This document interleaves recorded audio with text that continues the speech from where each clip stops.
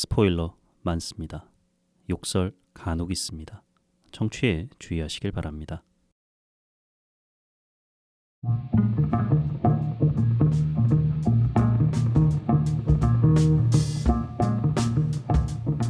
콘텐츠 대홍수 시대, 요즘 뭐 보시나요? 전 이거 봅니다. 요즘 뭐 봄, 난 이거 봄. 5번째 에피소드 시작합니다.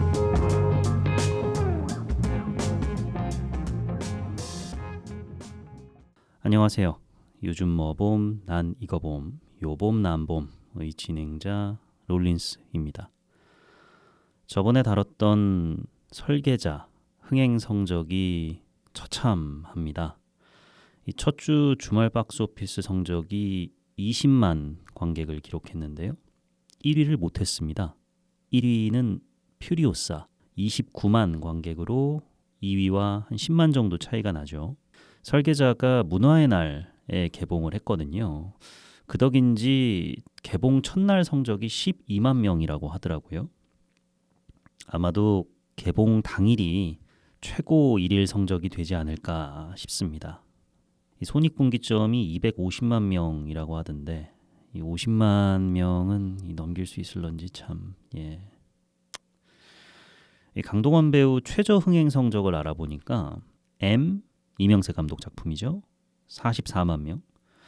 그리고 가려진 시간이 51만 명이었습니다.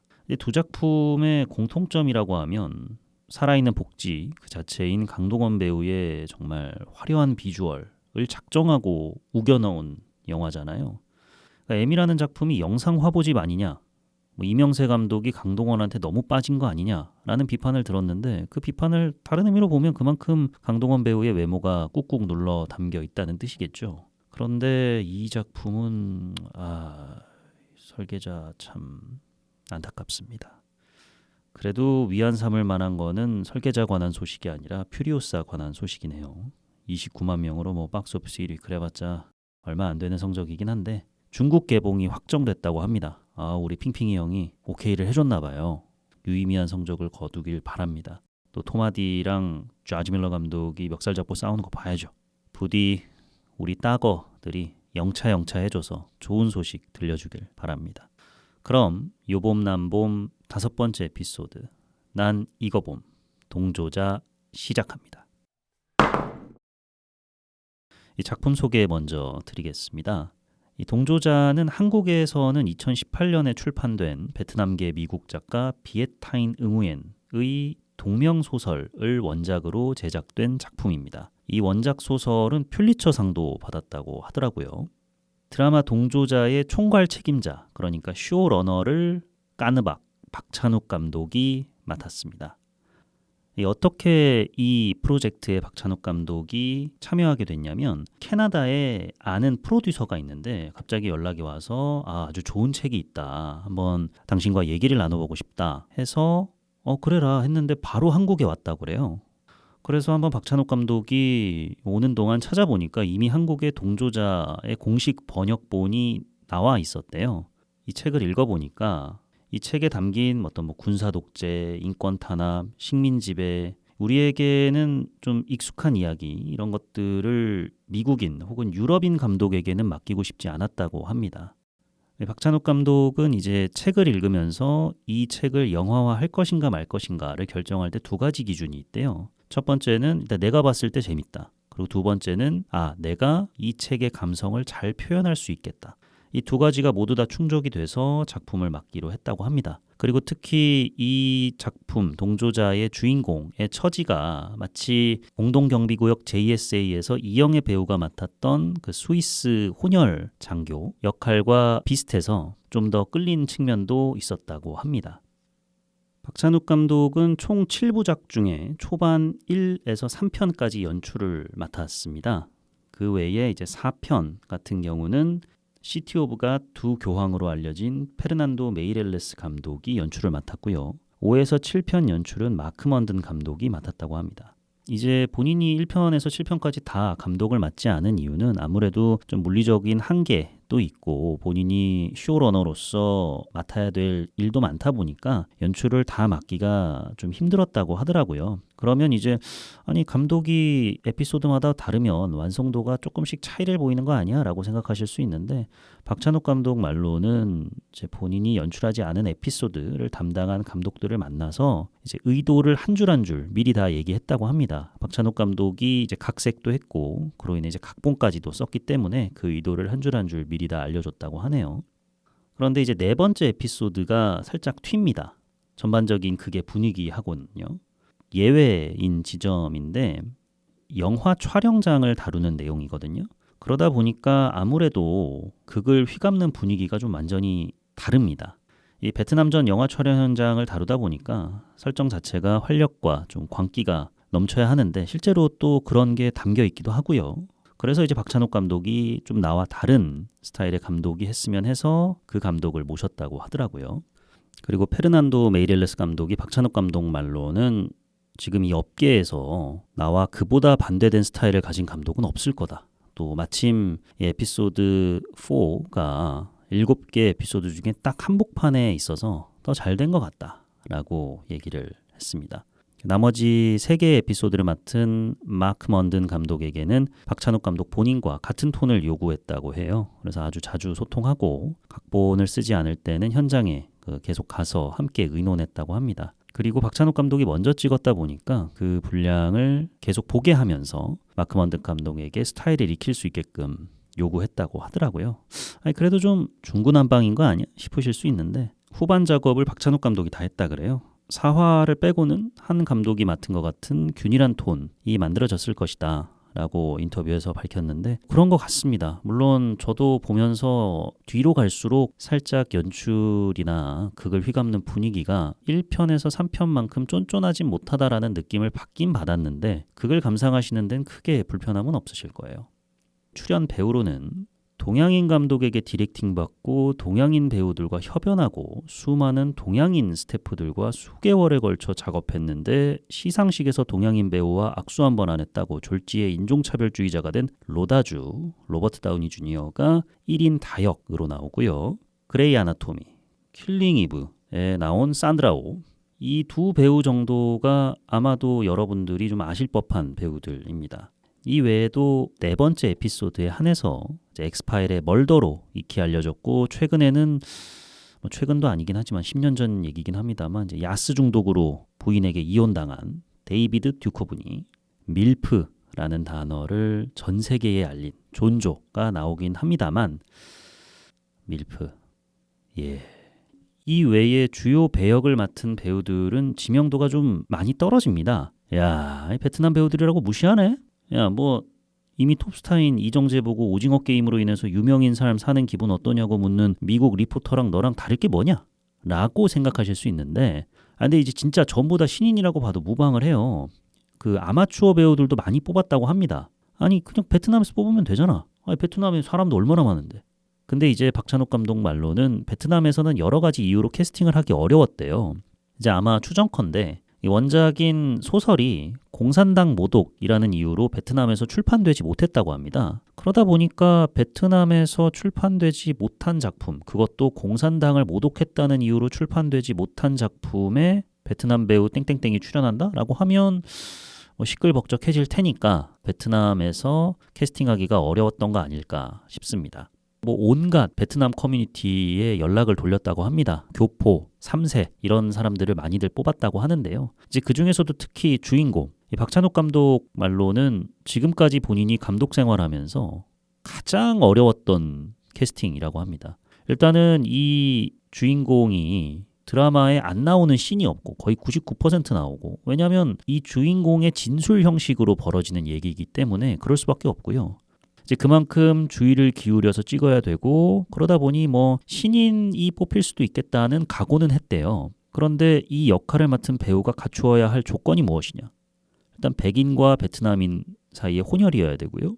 영어와 베트남어를 완벽하게 구사해야 되고요. 극중 설정에 따르면 여성에게 좀 인기도 많은 그런 매력을 가져야 되는 남자고요. 지적인 사람이라서 공부 잘하는 스마트한 이미지, 말주변도 좋아야 되고 연기를 아주 잘해야 됩니다. 왜냐하면 로다주와 산드라오랑 붙어야 되는 배역이다 보니까 그럴 수밖에 없기도 하고 극 중에서도 또 스파이다 보니 이 사람도 속이고 저 사람도 속여야 되잖아요.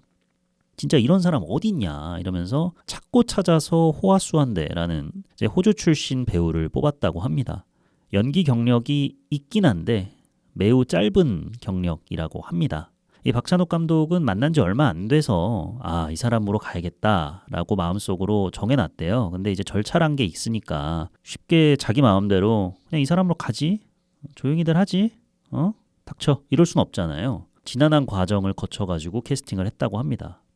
드라마 촬영 처음부터 아주 쏙 마음에 들 정도로 잘하진 않았다고 해요. 왜냐하면 이제 호주 출신이다 보니까 영어 억양도 호주 억양이 녹아져 있고 베트남어도 완벽하진 않았다 그래요. 베트남어 컨설턴트로 이 작품에 참여했던 분들의 인터뷰를 찾아보니까 이 모든 출연진 중에 베트남어 능통자는 4명 정도밖에 안 됐대요. 다 이제 베트남어의 억양이라든지 이런 거에 있어서 서툰 부분이 있어가지고 끊임없이 좀 가르쳐주고 피드백을 해주기 바빴다라고 하더라고요. 그런데 이제 호화수완대 배우 같은 경우는 베트남어가 서툴다 보니까 이제 컨설턴트들이 많이 달라붙어가지고 교정을 해줬는데 빨리 배우고 연기로 승화하는 데 있어서 잘 훈련돼 있었다고 합니다. 그리고 박찬욱 감독도 놀랐던 부분이 영어권 배우들과 같이 일해본 적은 있어서 이미 익숙한데 이제 베트남어를 쓰는 배우들과는 연기 디렉팅을 처음 해보니까 지금 저 배우가 제대로 딕션을 한 건지 제대로 감정선을 전달한 건지 약간 아리까리할 수 있잖아요. 근데 그럴 때마다 이제 컨설턴트들에게 물어봤대요. 정말 기가 막히게 컨설턴트의 의견과 본인의 의견이 일치했다고 합니다. 이 감정선, 이 발음, 이 씬, 이 테이크 1번부터 4번 중에 뭐가 괜찮은 것 같아요.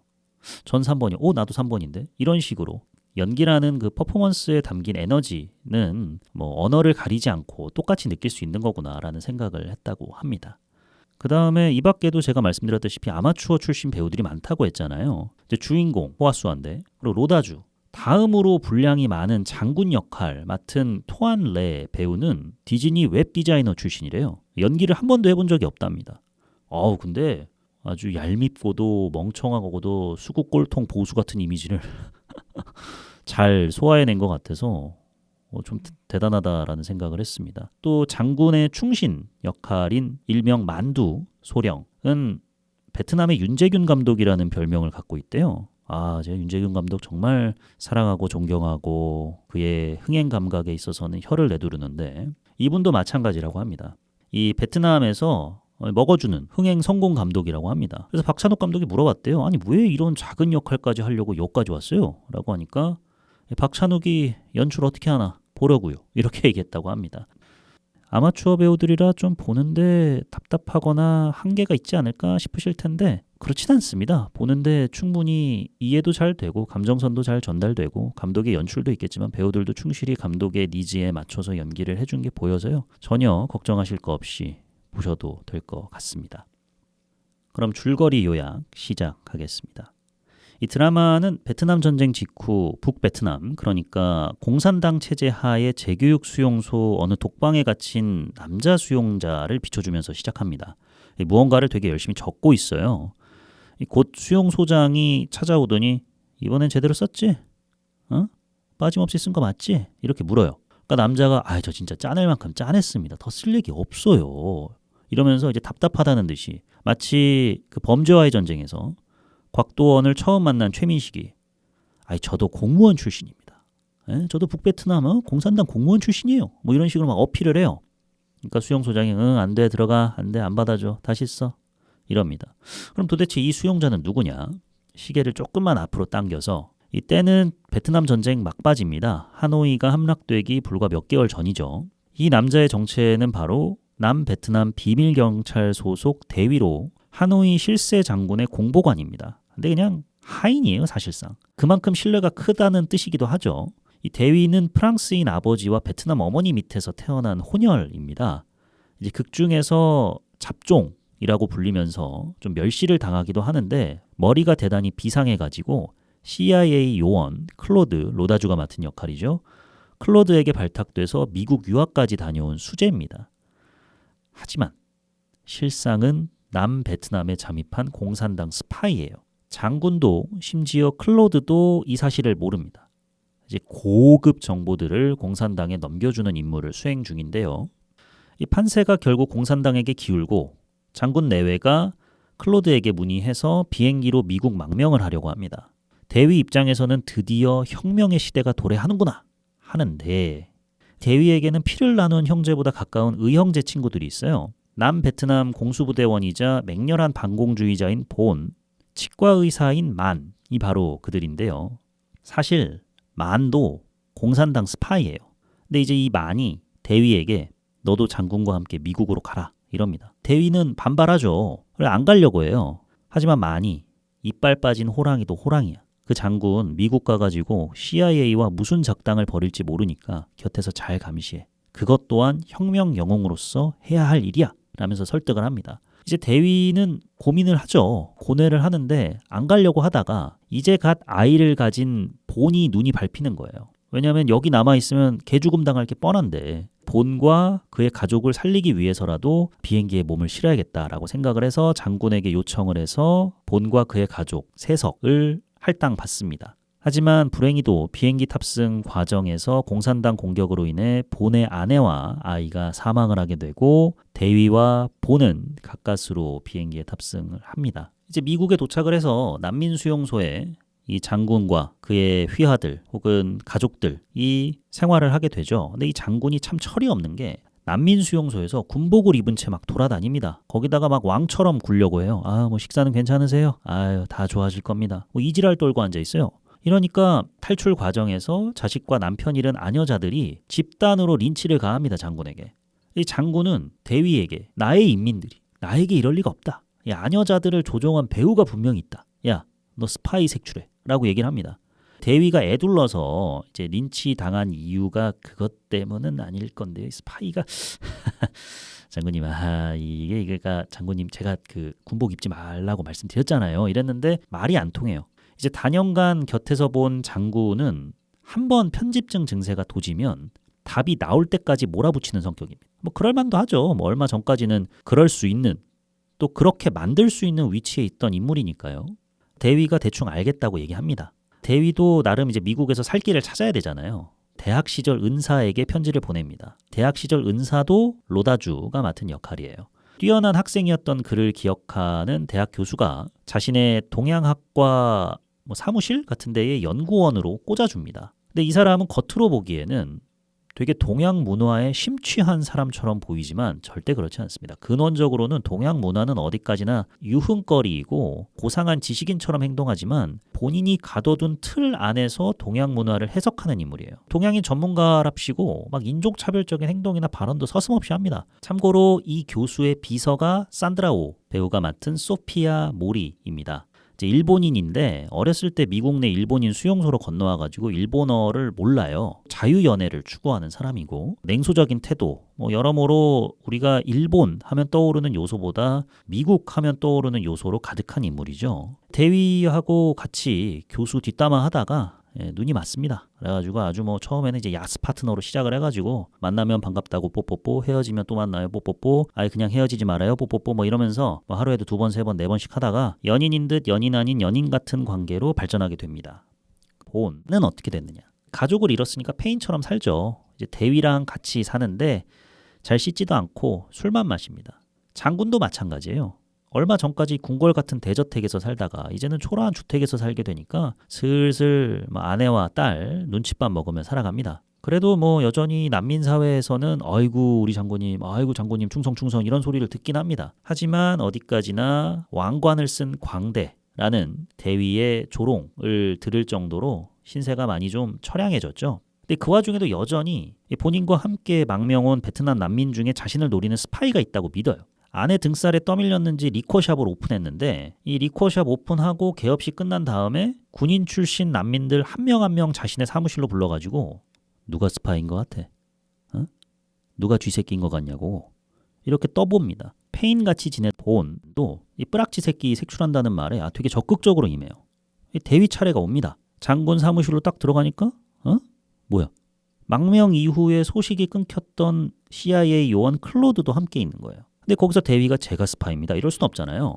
자꾸 장군이랑 클로드가 채근을 하는 거예요. 임자가 봤을 때는 누가 쥐새끼인 것 같아. 이러니까 이 대위가 이 유통기한 지난 베트남 과자를 미국에서 사들여가지고 다시 베트남으로 되파는 장군의 충복, 일명 만두소령을 스파이로 지목을 합니다. 근데 이제 만두소령은 어떤 인물이냐면 이제 미국에 왔으니까 미국 사람처럼 살아야 된다. 여기는 기회의 땅이다. 라고 해서 돈 되는 일은 다 합니다. 어마무시한 부를 일구고 싶어 하는 사람이에요. 근데 이 상황을 이용해서 대위는 만두를 스파이로 지목을 합니다. 이제 M1 스파이로 지목을 하는 거죠. 근데 무슨 장군은 남산의 부장들에 나온 박정희 대통령도 아니고 임자 곁엔 내가 있잖아. 이러면서 직접적으로 얘기는 안 합니다. 만두 죽여! 이렇게 얘기는 안 합니다. 약간 뭐 애둘러서 네가 처리해. 이렇게 지시를 합니다. 대위가 유능한 인재다라고 말씀을 드리긴 했는데 약간 행정명과 출신이잖아요. 그 공보관이라는 게. 그러다 보니까 살인을 계획하고 실행에 옮기는 데 있어서는 좀 많이 서툰 모습을 보입니다. 근데 알고 보니 이 본이 단순한 군인이었던 게 아니라 암살부대 출신이었던 거예요. 수많은 베트콩들을 죽여본 경험이 있는 거죠. 그래서 이제 본이 이렇게 거들어 줍니다. 뭐 이렇게 하고 저렇게 하고 저렇게 하고 이렇게 해서 만두를 결국 죽입니다. 근데 이 만두를 죽일 때의 장면이 되게 좀 웃퍼요. 그러니까 웃기다라는 말이 참 그런데 최대한 상황이 되게 우스꽝스럽게 보여집니다. 절대로 깔끔하게 암살이 일어나지 않고 좀 블랙 코미디적인 요소까지 섞어가면서 만두가 사망을 하게 됩니다. 박찬욱 감독 인터뷰에 따르면 동조자에서 정말 본인이 가장 좀 좋아하고 가장 좀 관객들에게 강조하고 싶은 장면이 있느냐라는 질문에 이 만두를 죽이는 장면을 꼽았어요.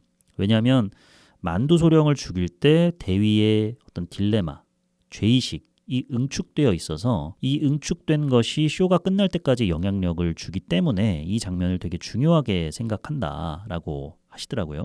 원작 소설 작가도 드라마 촬영할 때 세트장에 길어봤자 뭐 한 7일 정도 있었다고 하더라고요. 마침 그 장면을 찍을 때 본인도 있었다고 합니다. 이 만두 소령을 죽이는 장면을 찍을 때 작가 말로는 박찬욱 감독이 소설 속의 어떤 내용이나 설정들을 약간 바꿨대요.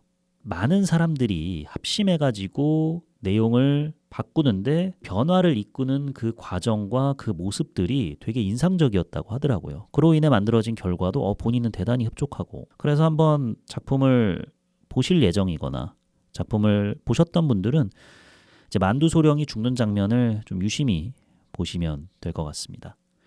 여담이었고요. 장군에게 보고를 합니다. 만두 죽였습니다. 라고. 장군이 뭐 수고했다 이런 말도 안 하고 그 장례식에서 아마 추도문을 내가 읽어야 될 것 같으니까 네가 작성 좀 해놔 이런 말을 해요. 미친놈이죠. 그렇게 이제 장례식에 참석을 합니다. 클로드를 만나요. 거기서도 클로드가 한 영화 감독을 소개해요. 역시나 로다주입니다. 이제 오스카 수상 경력이 있는 작가주의 영화 감독인데 베트남전을 다룬 영화를 연출할 예정이에요. 근데 이제 네가 베트남 자문 역할 맡아라 이럽니다.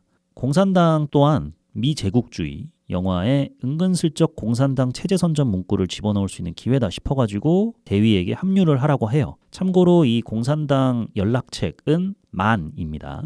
영화 현장에 합류를 해요.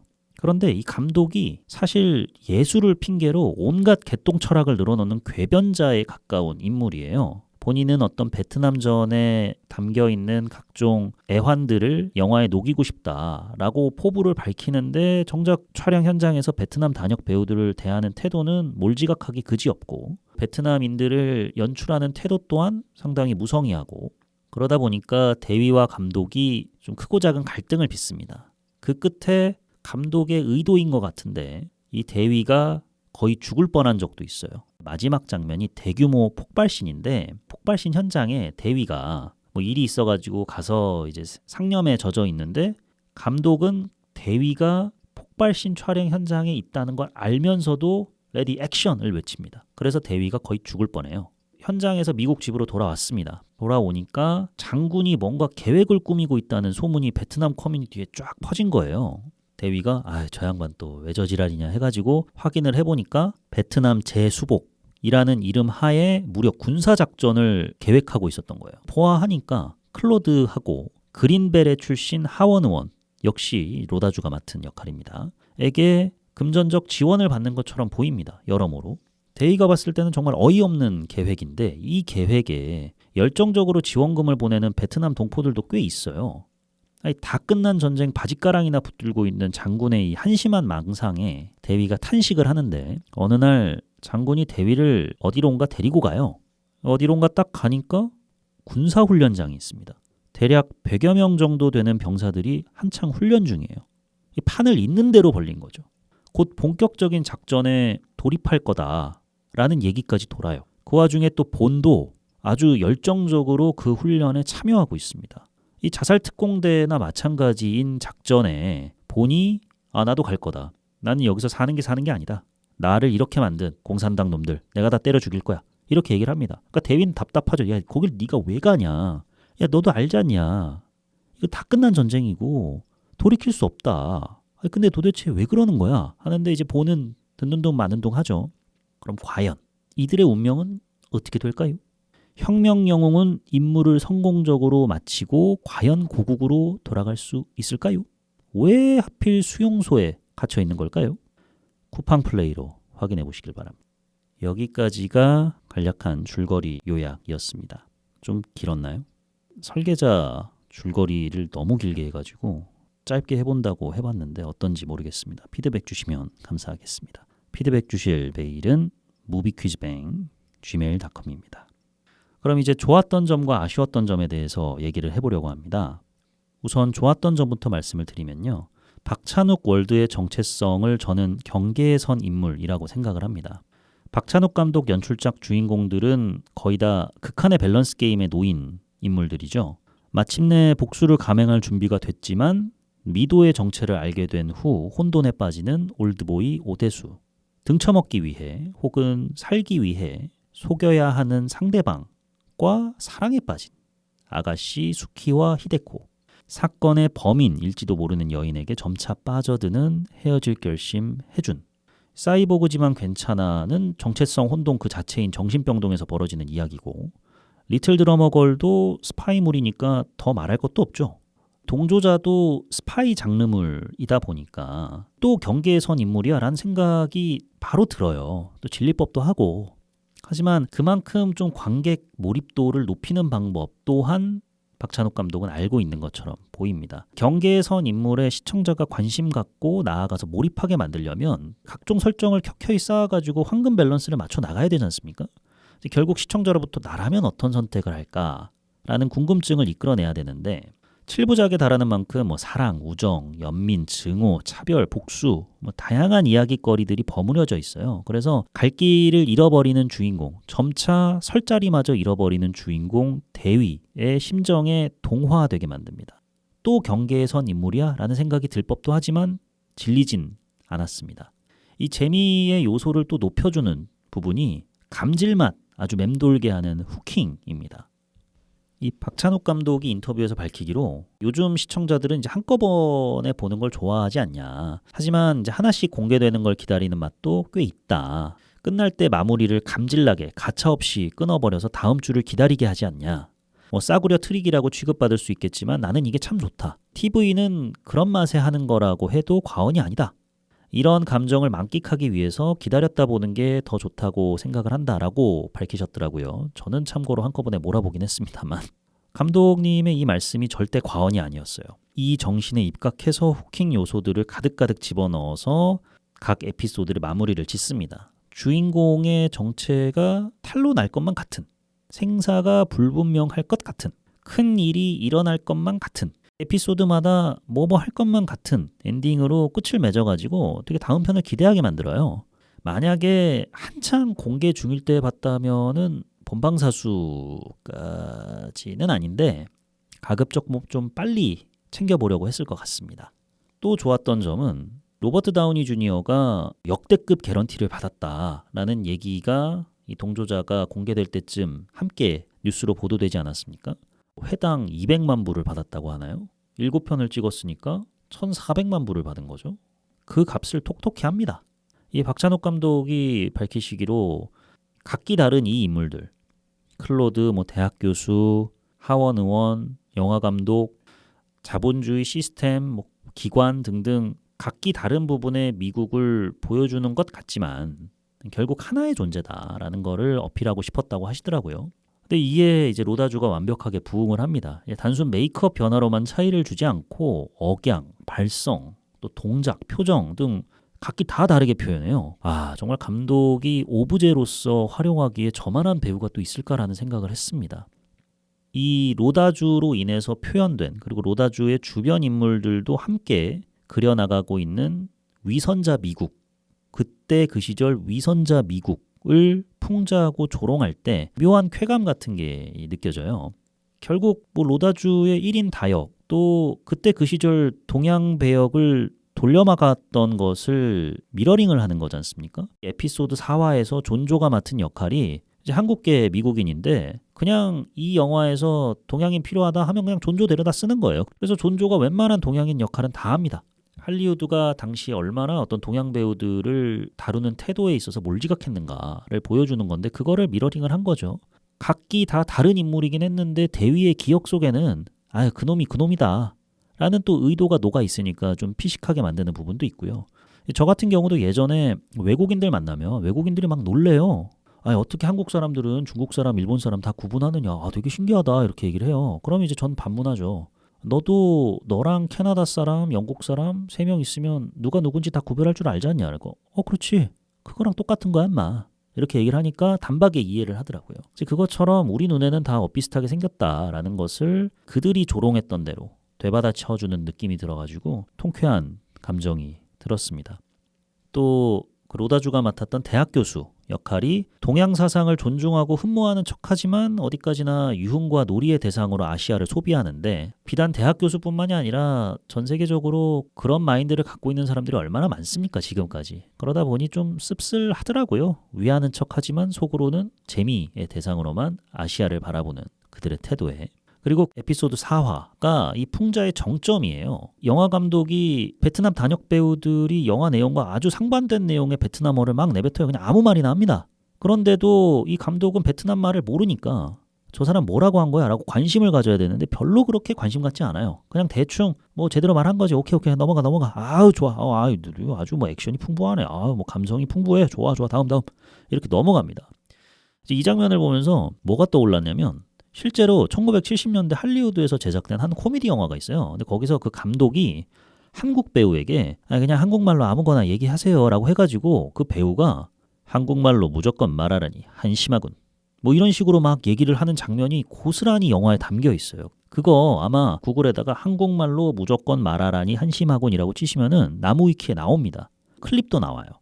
이런 풍자의 요소가 이 드라마를 보는 데 있어서 키득거리는 부분을 다수 차지했다. 박찬욱 감독이 이 소설을 읽었을 때 매료됐던 부분 중에 하나가 이런 좀 블랙 코미디적인 요소래요. 블랙 코미디적인 요소를 내가 영상화 시켜보고 싶다라는 열망이 들었다고 하더라고요. 어떤 편집의 리듬이라든지 대사의 맛을 좀 더 살린다든지.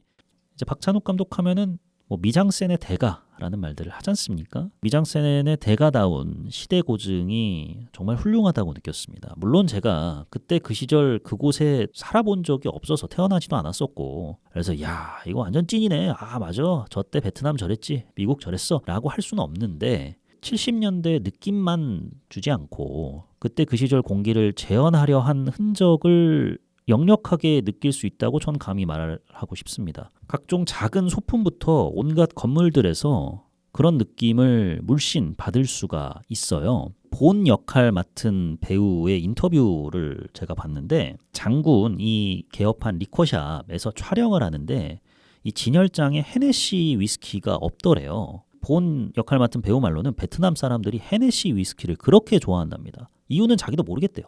그냥 무조건 헤네시래요. 한국 하면 소주 그런 느낌인 것 같아요. 근데 그게 이제 진열장에 없으니까 이거는 뭔가 베트남 사람이 운영하는 리코샵이 아니다 라는 느낌을 받았는데 본인과 좀 비슷한 느낌을 받은 다른 이제 베트남 배우가 제작진에게 말했더니 바로 다음날 헤네시를 쫙 깔아놨다고 합니다. 이제 그런 식으로 좀 열과성을 들인 부분들이 인척하는 드라마가 아니라 정말 그때 그 시절을 보는 듯한 느낌을 물씬 줍니다.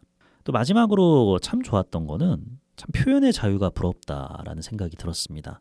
이 내용을 보면 물론 베트남 사회를 조롱한다라는 게 없지 않아 있습니다만 결국에는 이 모든 사단을 일으킨 건 미국 놈들이고 이 미국 놈들이 이 베트남 난민들을 어떻게 부려먹었는지가 드라마의 주된 정서거든요. 근데 이거를 워너브라더스가 제작비를 무려 1억 불 넘게 태워가지고 영상화 시키는데 동의를 해줬다는 거잖아요. 멋있더라고요. 참. 아는 분께서 해주셨던 말씀인데, 진정한 국뽕 영화란 국가의 치부마저 정면으로 직시할 줄 아는 영화다. 그런 의미에서 우리나라의 진짜 국뽕 영화는 1987 정도밖에 없다라고 말씀을 하시더라고요. 이제 그런 얘기가 떠올랐습니다. 미국은 본인들의 추악했던 과거를 정면으로 직시한 영화들이 정말 많잖아요. 베트남 전쟁 관련 영화만 해도 뭐 얼마나 많습니까? 뭐 지옥의 묵시록, 플래툰 너무 많잖아요. 거기서 본인들이 어떤 뻘짓을 했는지 가감없이 다 담지 않습니까? 심지어 빅쇼트 같은 영화도 미국 금융가의 탐욕이 미국의 시스템을 어떻게 붕괴시켰는가를 고스란히 보여주는데, 그 작품이 리먼 브라더스 사태가 발생한 지 막 10수년이 지나서 제작된 것도 아니고 얼마 안 돼서 제작됐잖아요. 그런 부분들을 참 동경해 왔는데 이번 작품을 통해서 또 한 번 그 감정을 느끼게 됐습니다. 우리로 치면은 이제 북한군과 국군으로 대입을 해볼 수가 있는 거잖아요. 충분히 그런 이야기가 없었을 것 같지도 않고, 근데 만약에 그렇게 대입을 해서 영화가 만들어졌다면, 드라마가 만들어졌다면, 아유, 뭐 개봉이 뭡니까? 시나리오를 받아보는 배우라도 있었을까요? 싶네요. 여기까지가 좋았던 점이고요. 이제 아쉬웠던 점을 말씀드리자면, 제가 앞서 언급했듯이 이제 북한군과 국군으로 대입해봐도 우리에게는 좀 친숙하게 느껴지지 않겠느냐라고 말씀을 드렸잖아요. 그것처럼 익숙한 경계, 친근한 이방인, 그래서 혼돈이 잔잔하게 느껴진다. 이게 좀 아쉬웠습니다. 그러니까 식민 지배의 역사, 이념 간 대립, 전쟁, 분단의 아픔, 이로 인한 온갖 후유증. 한국과 여러모로 공통점이 많죠. 베트남이. 이 점에 이제 박찬욱 감독도 이끌려가지고 동조자 프로젝트에 합류를 한 거고요.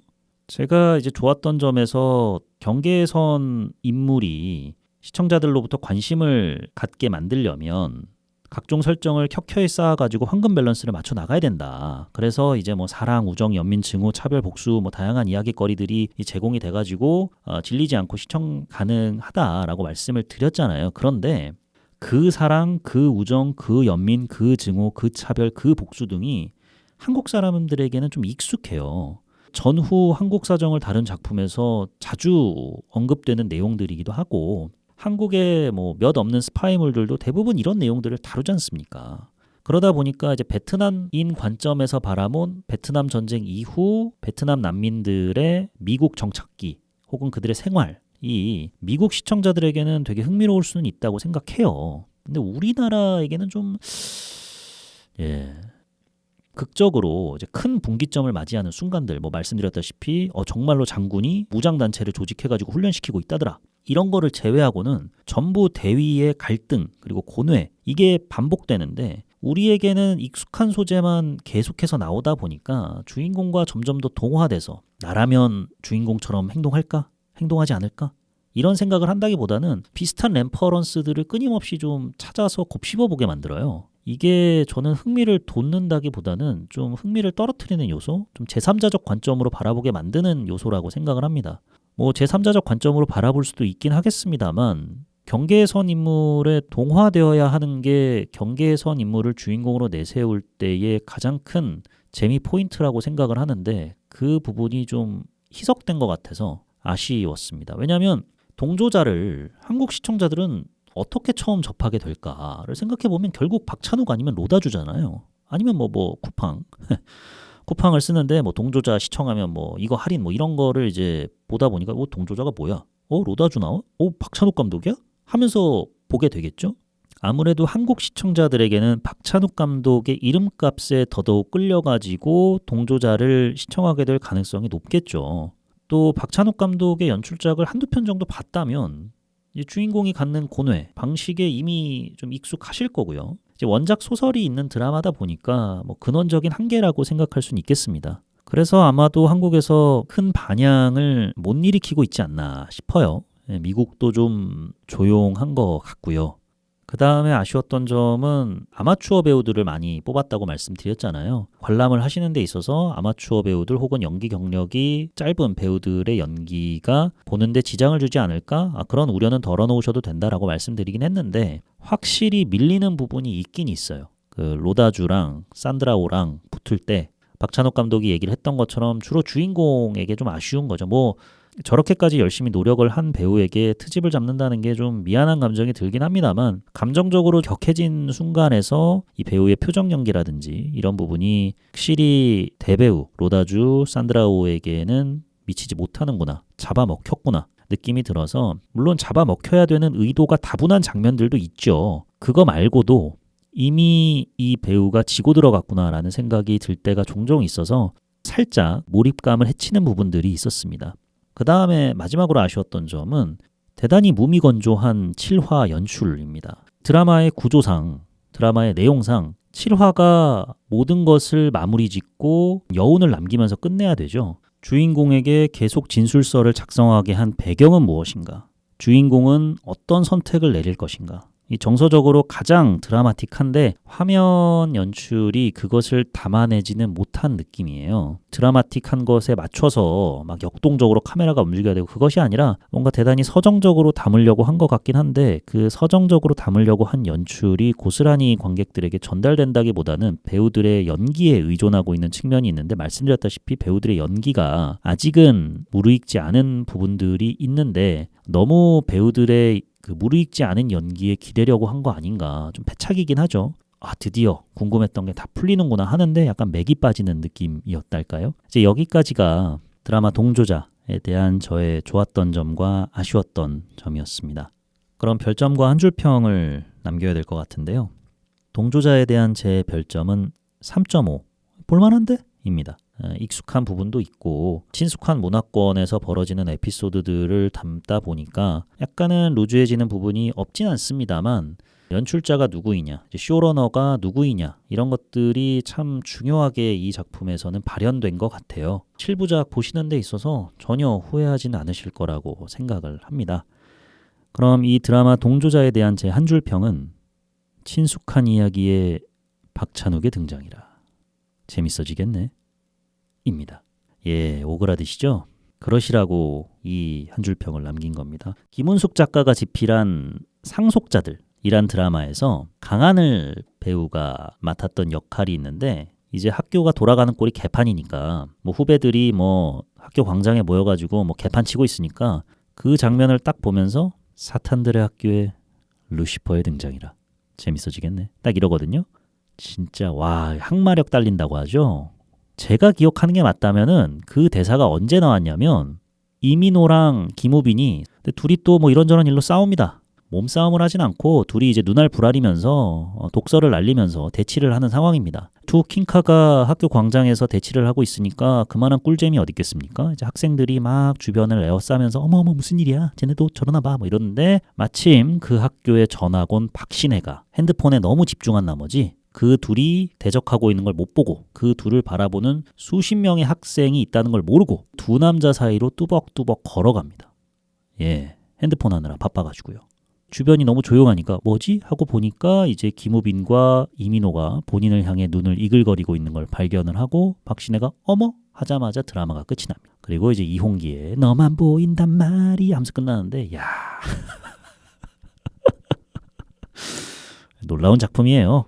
네, 그 대사를 빨아다 썼습니다. 워낙 친숙한 구조고 익숙한 이야기인데 이거를 이제 이야기꾼이 박찬욱 감독이다 보니까 확실히 보는 맛이 있고 재밌는 부분이 있다. 그래서 여러분들도 한번 관람을 해보시는 게 어떨까 해서 이런 평을 남겨봤습니다. 참고로 동조자 소설의 후속편이 있더라고요. 헌신자라고 드라마가 잘 되면 헌신자도 제작할 수 있을지 모른다고 합니다. 과연 무엇을 위해 헌신을 하는가 궁금하긴 해요. 3채가 시즌2, 3 제작이 확정됐다고 하죠. 그것처럼 헌신자도 조만간 만나볼 수 있기를 희망합니다. 이렇게 오늘 에피소드를 다 마쳤는데요. 어떻게 들으셨나요? 피드백 많이들 보내주시고요. 다음 에피소드는 김태용 감독의 신작 원더랜드를 다룰 예정입니다. 탕웨이, 수지, 박보검, 공유, 정유미, 최우식 라인업이 아주 빵빵하죠. 과연 영화가 어떨지 기대가 참 많이 되는데 곧 관람을 하고 여러분들과 다음 에피소드에서 얘기 나눠보려고 합니다. 메일 많이 보내주시고요. 그럼 요즘 뭐 봄, 난 이거 봄 요봄남봄 5번째 에피소드 동조자 이만 마치도록 하겠습니다. 들어주셔서 정말 감사합니다. 롤린스였습니다.